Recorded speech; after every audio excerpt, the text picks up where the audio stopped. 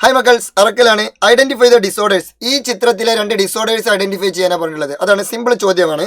ഇതിൽ ഈ കുഞ്ഞുകുട്ടിയല്ല, കുഞ്ഞു മനുഷ്യൻ. ഓക്കെ, ഇയാളുടെ ഡിസോർഡർ ആണ് ഇത് ഡോർഫിസം അഥവാ വാമനത്വം. എന്നാൽ ഇയാൾ നല്ല രീതിയിൽ വളർന്നു പോയിട്ടുണ്ട്. അയാളാണ് എന്ത് ജൈജാൻഡിസം അഥവാ ഭീമാകാരത്വം. സിമ്പിളാണ്, ഇത് എല്ലാവർക്കും അറിയുന്നുണ്ടാവും. പക്ഷെ ഇതെങ്ങനെ ഉണ്ടാവാന്ന് ചോദിച്ചാൽ, ഒരാളുടെ ബോഡിയിൽ ഗ്രോത്ത് ഫേസിന്റെ സമയത്ത്, വളർച്ചാ കാലഘട്ടത്തിന്റെ സമയത്ത് വളർച്ചാ ഹോർമോൺ പറ്റ കുറഞ്ഞു എന്ന് വിചാരിക്കുക. അപ്പൊ അയാൾ വളരുമോ? ഇല്ല. അയാളുടെ വളർച്ച എന്ത് ചെയ്യും? മുരടിക്കും. അതാണെന്ത് ഡോർഫിസം അല്ലെങ്കിൽ വാമനത്വം. ശരീര വളർച്ച മുരടിക്കും. സ്റ്റെൻഡഡ് ഗ്രോത്ത്, കാരണം സൊമാറ്റോട്രോപ്പിൻ അല്ലെങ്കിൽ വളർച്ചാ ഹോർമോൺ എന്ത് ചെയ്യുന്നു? അയാളുടെ ബോഡിയിൽ കുറയുന്നു, ഡിക്രീസ് ചെയ്യുന്നു. എന്നാൽ ഇതേ സമയത്ത് വളർച്ചാ കാലഘട്ടത്തിൽ ഗ്രോത്ത് ഫേസിൽ ഒരാളുടെ വളർച്ചാ ഹോർമോൺ കൂടി, സൊമാറ്റോട്രോപ്പിൻ നന്നായി ഇൻക്രീസ് ചെയ്തു. അപ്പോൾ സ്വാഭാവികമായിട്ടും അയാൾ നന്നായി വളരും. അതാണെന്ത് ഭീമാകാരത്വം അല്ലെങ്കിൽ ജൈജാൻഡിസം.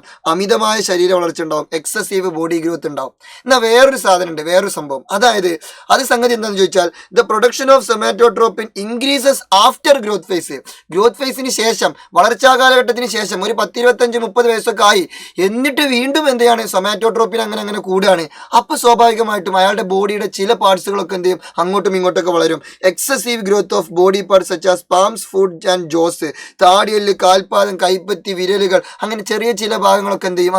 അങ്ങനെ വളർന്നു തുടങ്ങും. ആ ഒരു സിറ്റുവേഷനെ നമ്മൾ വേറൊരു പേര് വിളിക്കും. ജൈജാൻഡിസും അല്ല, ഡോർഫിസ് അല്ല, വേറെ എന്തോ ഒരു പേര്. അതെന്താന്നുള്ളത് നിങ്ങളൊന്ന് ജസ്റ്റ് കമന്റ് ചെയ്യൂ.